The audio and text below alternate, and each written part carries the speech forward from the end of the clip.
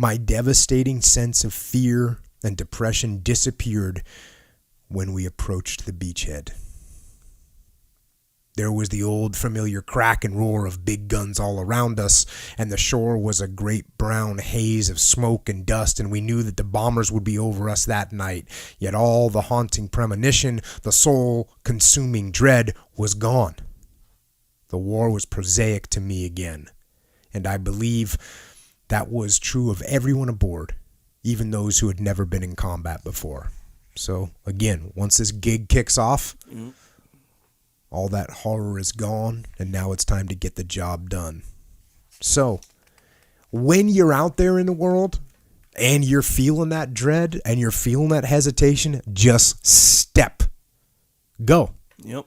It's not helping you to sit around and be nervous. It's not helping you to see if you need another little sip of water before you start doing what you're doing. Yep. There's bad news to deliver in your business. There's no sense in doing another pace lap outside the room where people are waiting to hear from you. Yep. Get in and get it going. Now, he does a great job here telling about how hard this actually was. Because, we go, oh, D-Day, yeah. It was a tough fight. Here's some detail on that. I want to tell you what the opening of the second front in that one sector entailed so that you can know and appreciate and forever be humbly grateful to those both dead and alive who did it for you. Ashore, facing us were more enemy troops than we had in our assault waves. The advantages were all theirs, the disadvantages all ours.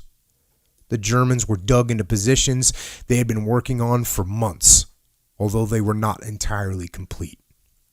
A 100-foot bluff a couple of 100 yards back from the beach had great concrete gun emplacements built right into the hilltop. These opened to the sides instead of the front, thus making it hard for naval fire from the sea to reach them. They could shoot parallel to the shore and cover every foot of it for miles with artillery fire. 100-foot cliff, by the way. Let's not even worry about the enemy. 100-foot cliff after you come out of the water. That's what you're facing. Then you put in pillboxes, and you put Germans in those pillboxes. By the way, more Germans than there are Americans. It's a nightmare. Back to the book. Then they had hidden machine gun nests on the forward slopes with crossfire taking in every inch of the beach. These nests were connected by networks of trenches so that the German gunners could move about without exposing themselves. Throughout the length of the beach, running zigzag a couple 100 yards back from the shoreline, was an immense V-shaped ditch 15 feet deep. Nothing could cross it, not even men on foot, until fills had been made. And in other places at the far end of the beach, where the ground was flatter, they had concrete walls. These were blasted by our naval gunfire or by explosives by hand after we got ashore. Our only exits from the beach were several swales or valleys, each one about 100 yards wide.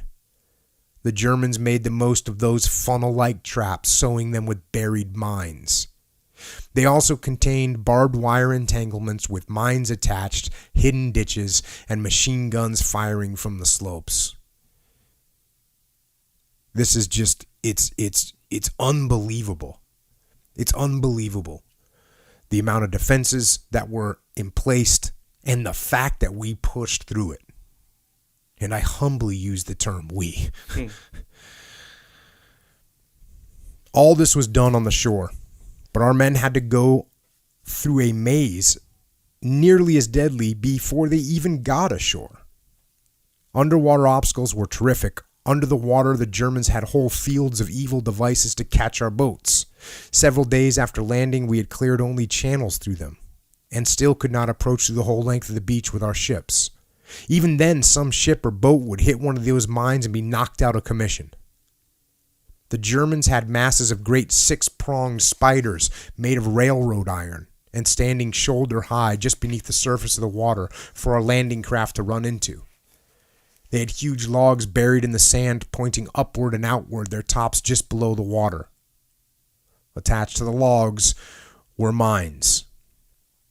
In addition to these obstacles, they had floating mines offshore, land mines buried in the sand of the beach, and more mines checkerboard rows in the tall grass beyond the sand. The enemy had 4 men on shore for every 3 men we had approaching the shore. And yet we got on. Going against a defended position is so very difficult. The odds, doctrinally, in urban warfare, you're supposed to have 10 men for every 1 defender. 10 men for every 1 defender. And here we were outmanned against a heavily defended, fortified position. So how do you do it? Well, back to the book. As one officer said, the only way to take a beach is to face it and keep going. It is costly at first, but that is the only way. If the men are pinned down on the beach, dug in and out of action, they may as well not be there at all. They hold up the waves behind them, and nothing is being gained. So, art of war, Sun Tzu, attack. Well, guess what? There's only one way to do this. You got to do it.